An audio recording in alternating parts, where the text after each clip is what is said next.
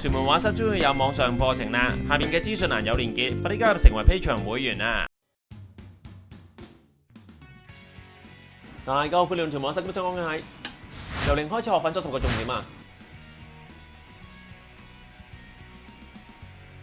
呢個粉彩紙，普通小學生嘅白畫紙呢，佢比較薄，上粉彩嗰時呢食唔到顏色，推嗰時呢唔順滑嘅。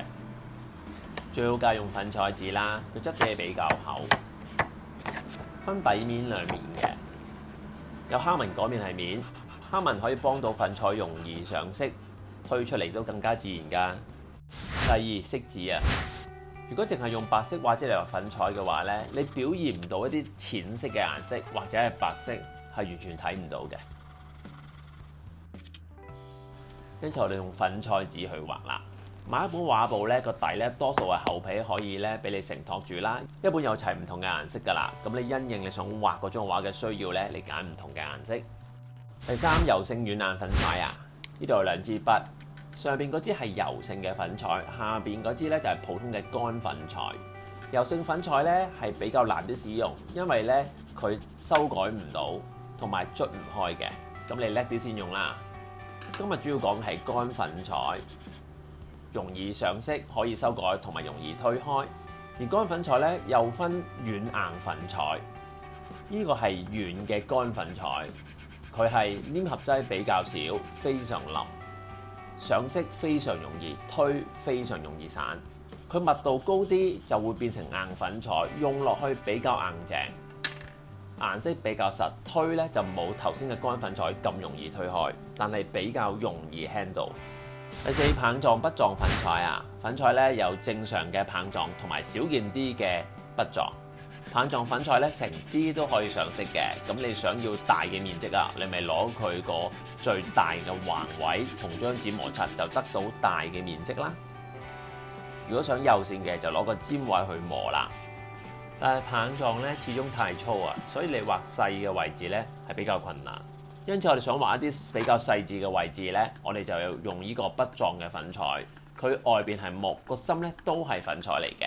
咁你容易啲刨尖啦，同埋容易啲呢可以瞄準個細緻位置嚟畫畫嘅。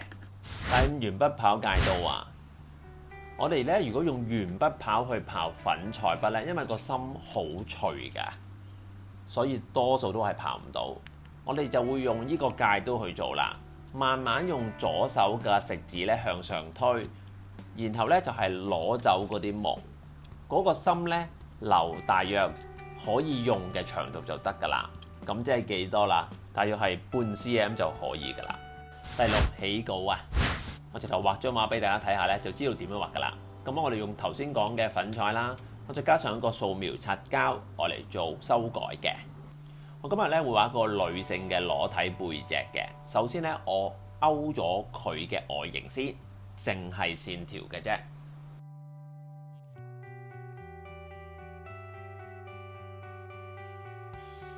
第七，上色啊，用線條起完稿之後咧，我哋攞支白色筆喺嗰個身體受光嘅位置加啲白色上去。留意輕重力度，你想佢光啲咧就大力啲，你想佢少少光咧就輕力啲。背脊嘅脊骨咧係凹咗落去嘅，有一條坑噶嘛，我再加深色少少。第八，混合啊，好，我有顏色喺上面噶啦嘛，呢個時候咧，我用手指咧將頭先嘅粉彩咧，根據佢嘅情況咧推開推散佢，令佢可以有混合嘅效果。留意個力度同埋推顏色嘅方向都會影響個結果嘅。跟住重複頭先嘅做法啦，不斷咁樣加光、加深、混合。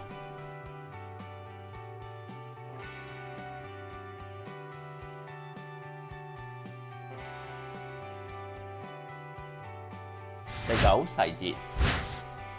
粉彩咧其實亦都係素描嘅一種嚟嘅，好似頭先嘅方法次序，大家記住係乜嘢啊？我哋起咗個線稿，攞咗個大細先，然後咧就鋪一啲光同暗嘅顏色，再用手指咧將佢混合，重複咁樣去觀察，然後加落去，去到一個程度你覺得滿意嘅時候咧，你就可以再將佢深化，即係話加多啲細節落去啦，好唔好啊？就係咁簡單㗎咋〜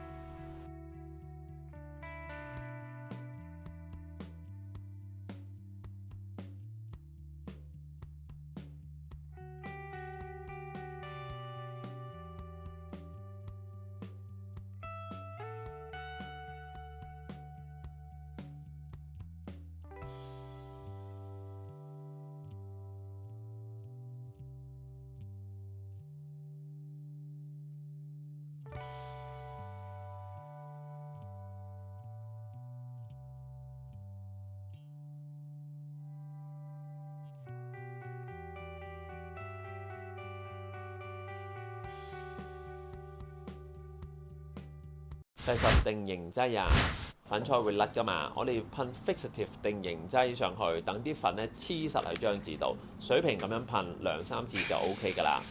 希望今日嘅由零開始學粉彩咧，大家可以愛上粉彩，好嘛？有咩想講請喺下邊留言，所有都會盡量回答。Enjoy！感謝大家收看，記得 like share 條片 ，subscribe channel。逢星期2、6晚有新片，星期4 9點半到10點鐘直播。記得 follow Facebook 同 IG 我教嘅畫班去全本書.com 畫在點邊呢片.com。拜拜。